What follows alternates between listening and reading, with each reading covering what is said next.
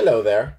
Do you plan to move to New York City? Or even if you're not planning to move to New York City, I'm going to provide you some information that may be very helpful so you can put things into perspective.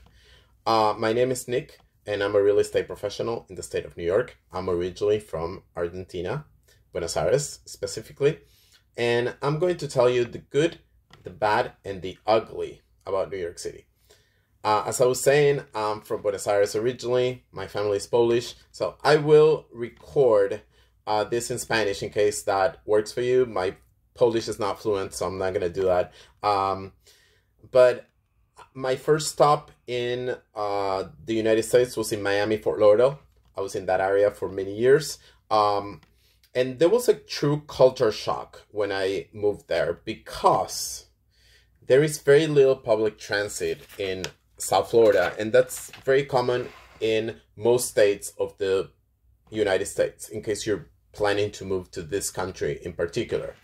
Coming from Buenos Aires, where the public transit is very inexpensive, it's very frequent, and operates 24/7, in Florida, you don't have that option. You have to basically have a car, which means you will have to have car payments, insurance, mechanical bills, gas, parking expenses, etc. New York may be expensive, but you get to save thousands of dollars by not having a car.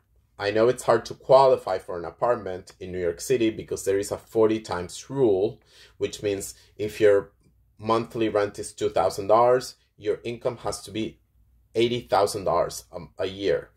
Also, great credit, savings are a big help. But if you're not in that situation and you don't have a guarantor, you are not making six figures, there are other options that I actually posted a video about affordable housing options and how to get them. The options that I mentioned were apartments that are available in New York City for $800 a month. I can tell you if you, for some reason you don't find it, let me know in the comments and I'll let you know where the link is. There are a lot of jobs options in the city, so you might be able to come here and get a job after you move here. You don't have to have a job before you move to New York. Of course, it's a great case scenario, but if you don't have a job and you're already in New York City, there are great options to get jobs such as Craigslist, Indeed, LinkedIn, and there are also workforce offices throughout the city that will help you find a job if you don't have one. The other option is that since New York City is a walkable city, you can just show up at a store and ask them. That could work, especially if you have a situation that you don't have a work permit. That could be a great option for you if that's your situation. Hopefully you can get a work permit and do it legally though. The city provides 24/7 transportation. City bikes are very inexpensive.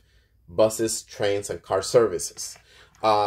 Something else that I need to add regarding my experience in Florida is that it was very expensive when it came to healthcare options. I saw a dermatologist one day when I lived in Florida for 5 minutes, and a 5-minute visit to the doctor was a $30 copay. Plus, I'm paying an insurance premium every month, which was pretty expensive.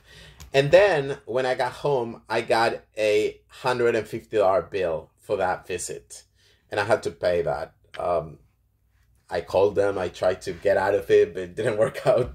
So that kept happening to me many times while I lived in Florida, that I would go see a doctor and then I got a bill for $60 extra or $100.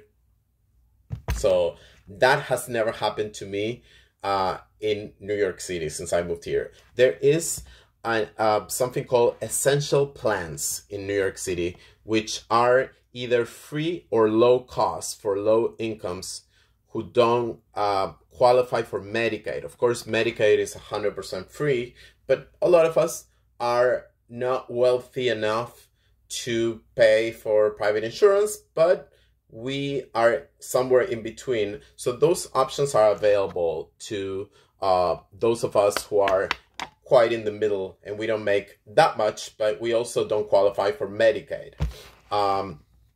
I have never received a bill after a doctor's visit or hospital visit in New York City. With that being said, if you have any questions or if I forgot to talk about anything that you're interested in, please let me know in the comments. Thank you so much for watching, and please subscribe. Bye-bye.